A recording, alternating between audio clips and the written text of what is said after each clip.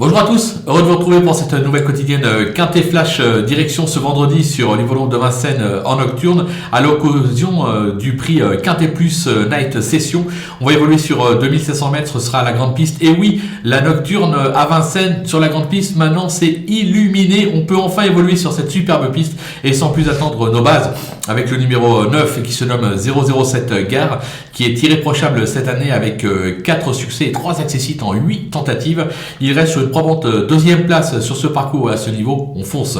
Le numéro 7, Zaco Zaz, qui vient de renouer avec le succès à ce niveau et sur ce parcours. Il est toujours extra de forme. On en attend une logique confirmation. On va lui opposer également le numéro 5, Fly Speed.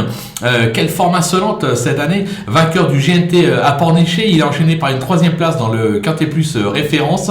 Il a encore son mot à dire pour les toutes premières places. Du côté des opposants, on va se méfier du numéro 16, Echo de Champ-le-Cy, qui retrouve le parcours de son dernier succès. C'était à ce niveau. Il affiche d'ailleurs 86% de réussite sur ce tracé. Sa forme est sûre. Il doit pouvoir jouer un tout premier rôle. Le numéro 2, Marcelo Wib, qui a gagné un groupe 3 sur cette piste en mai dernier. Absent depuis fin juillet, il a repris un petit peu de fraîcheur. Christophe Martens l'annonce très bien au travail. Il ne faudra pas le négliger. L'As, Flya Kaluma, elle vient de remporter un petit quintet sur l'hippodrome d'Amiens. Elle a déjà gagné sur ce parcours, sur sa lancée. Elle est en droit d'ambitionner, d'accrocher une belle place dans cette épreuve. Le coup de poker, ce sera un vrai coup de poker avec le 14 Classico Fort, un intermittent du spectacle, si je peux me permettre, qui a montré des moyens par le passé, mais qui a franchement déçu ces derniers temps. On a vu du mieux, un petit peu de mieux dernièrement. C'est Christian Bijon, l'hiver approche, les Bijons vont s'apprêter à s'envoler. C'est pour ça que je m'en méfie, ils peuvent faire afficher une très belle cote à l'arrivée de cette épreuve. Les outsiders, avec le numéro 12, Blackjack la nuit, qui a plutôt brillé sous la selle ces derniers temps, mais qui possède des références à l'attelé. Il s'est déjà placé sur ce parcours, je m'en méfie. Le numéro 4, Elena Di Quattro. Alors, la régularité n'est pas à son fort, mais elle a fait ses preuves à ce niveau. Alors, je la préfère nettement sur 2100 mètres, mais je me dis qu'à l'issue d'un parcours limpide, surtout avec l'aide d'Éric Raffin, puisque Franck Nivard sera associé à un autre concurrent dans cette épreuve, elle est capable de surprendre elle aussi à belle cote. Le numéro 10, Drop des Duriers, qui n'a jamais véritablement convaincu sur cette piste, mais sa forme actuelle ne se dément pas.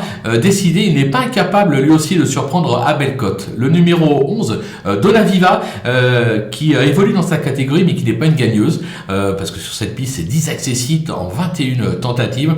Là encore, pour une 4-5e place, pourquoi pas. Le numéro 3, Holy Water, qui a montré des moyens sur cette piste, qui affiche même 100% de réussite à ce niveau. À l'issue d'un parcours limpide, lui aussi peut ambitionner une place, mais pas mieux. Et enfin, le numéro 8, By and By. Alors là aussi, c'est encore un petit coup de poker quelque part. Il n'a pas été ridicule dernièrement dans le GLT. Je pense que pour moi, il y a bien meilleur au départ, mais je me dis que avec une course limpide, il est en droit de venir accrocher une 5e place. Ces chevaux sont vraiment véloces et parfois arrivent à créer des surprises.